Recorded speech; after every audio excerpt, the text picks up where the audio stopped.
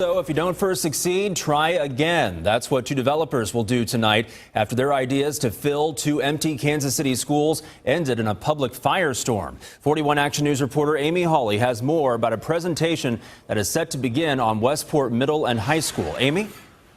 Well, the meeting just started right now, and people are filing into the church, the Redeemer Fellowship Church back behind me here in Westport. A lot of people are really interested to hear what these two developers had to say about their ideas of filling Westport High School. If you can take a look behind me, people are filing in the front door there. Westport High School was to have a future last year when a developer's designs had the highly successful Academy Lafayette Charter School fill that public school building, but that kicked off a vicious fight, both in public and behind the school board's closed doors, and now developers are back at it again. One of them saying it's taken way too long, and they're back here trying again tonight.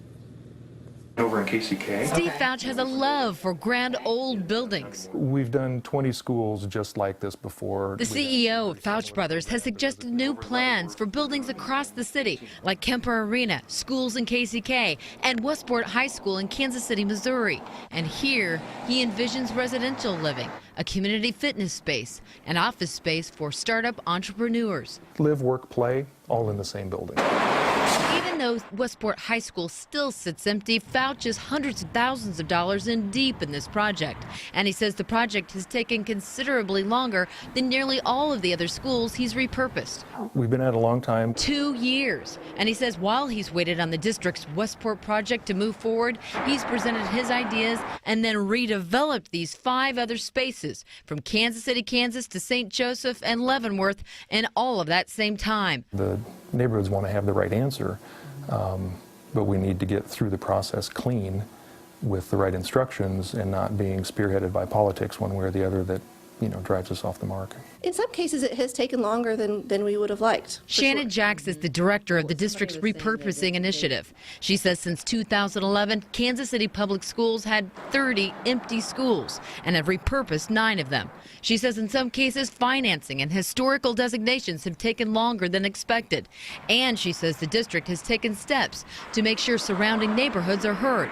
Feedback that can change a course of action. They're the stakeholders, and you know, the projects have to work for them as well.